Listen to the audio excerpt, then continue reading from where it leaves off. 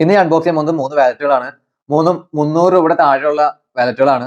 Wild on എന്ന ബ്രാൻഡിന്റെ wallet ആണത്. അതൊരു പേപ്പറും കവറൊക്കെ വരുന്നത്. ഓൾറെഡി ഞാൻ അൺബോക്സ് ചെയ്താണ് ഷോർട്ട് വീഡിയോ ക്രിയേറ്റ് ചെയ്യാൻ വേണ്ടിയിട്ട്. വാലറ്റും കാണിച്ചു തരാം. ഇതാണ് വാലറ്റ്. ഇവിടെ വൈൽഡ് ഓണിന്റെ ബ്രാൻഡിന്റെ ലോഗോ പേരും കൂടിയിട്ടുള്ള ചെറിയ രസമുണ്ട് കാണാൻ. അറ്റാച്ച് ചെയ്ത് കൊടുത്തിട്ടുണ്ട്. പിന്നെ സ്റ്റിച്ചിങ്ങിനെ കുറിച്ച് പറയുകയാണെങ്കിൽ നന്നായിട്ട് തന്നെ സ്റ്റിച്ച് ചെയ്തിട്ടുള്ള ത്രെഡൊന്നും അങ്ങനെ പുറത്തേക്ക് വന്നിട്ടില്ല. ഇതിന്റെ ഉള്ളിലേക്ക് വരുമ്പോൾ ഇവിടെ 1, 2, 3, 4 സ്ലോട്ട് കൊടുത്തിട്ടുണ്ട്. ക്രെഡിറ്റ് കാർഡ്, ഡെബിറ്റ് കാർഡ്, അങ്ങനത്തെ ആധാർ കാർഡ് അങ്ങനത്തെ വെക്കാൻ വേണ്ടി. ഇവിടെ ഒരു സ്പേസ് ഉണ്ട് ഇതിന്റെ ഉള്ളിലായിട്ട്. ഇതാ ഇവിടെ ഒരു സ്പേസ് ഉണ്ട് ഇതിന്റെ ഉള്ളിലായിട്ട്. ഇതാ ഇവിടെ കോയിൻ സ്പേസ് ഉണ്ട്. അത്യാവശ്യം നന്നായിട്ട് കോയിൻ സ്പേസ് ഉണ്ട് ഇവിടെ. ഇതാ ഇവിടെ എന്താ ജെന്യൂൻ ലെതർ എന്നൊക്കെ കൊടുത്തിട്ടുണ്ട്. ക്യാഷ് ഹോൾഡിംഗ് നോക്കുകയാണെങ്കിൽ ക്യാഷ് ഹോൾഡിംഗ് അത്യാവശ്യം നല്ല സ്പേസ് ഉണ്ട്. ഇവിടെ സ്പേസ് ഉണ്ട്. ഓവറോൾ ലുക്ക് വൈസ് ഒക്കെ അടിപൊളി കേട്ടോ. അതിൽ RFID പ്രൊട്ടക്ഷൻ ഉണ്ടല്ലേ, RFID പ്രൊട്ടക്ഷൻ കൊടുത്തിട്ടുണ്ട്. അടുത്ത വാലറ്റ് നെപ്പായുടെ എന്നൊരു ബ്രാൻഡിന്റെ വാലറ്റ് ആണ്. ഇതിന്റെ പെട്ടിയിലും ഒന്നും വരുന്നില്ല കേട്ടോ. ഇതാണ് വാലറ്റ്. ഡിസൈൻ ഒക്കെ സിമ്പിൾ ഡിസൈൻ ആണ്, വെയിറ്റ്ലെസ് ആണ്. അതുപോലെ സ്റ്റിച്ചിനെ കുറിച്ച് പറയുകയാണെങ്കിൽ നന്നായിട്ട് സ്റ്റിച്ച് ചെയ്തുള്ളത്. പിന്നെ നെപ്പാഡിന്റെ ലോഗോ കൊടുത്തിട്ടുണ്ട്.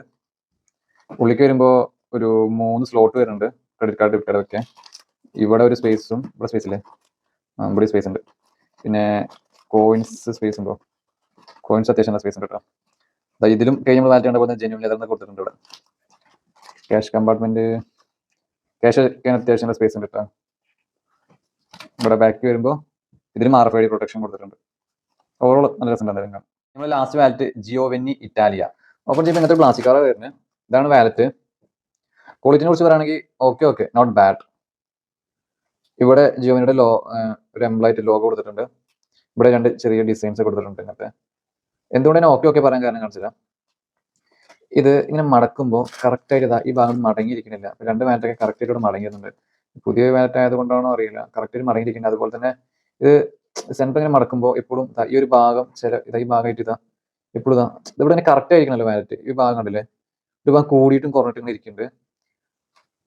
അത് മാത്രമേ ഇഷ്യൂ കണ്ടുള്ളൂ. പിന്നെ അതുപോലെ ഇവിടെ കളർ എനിക്ക് കിട്ടിയ പ്രൊഡക്റ്റിൽ പോലും ഇത് പറഞ്ഞിട്ട് കളറൊക്കെ ഫെയ്ഡ് ആയിക്കണം. അവിടെ സ്ലോട്ട് വരുന്നത് 1, 2, 3 സ്ലോട്ട് വരുന്നുണ്ട്.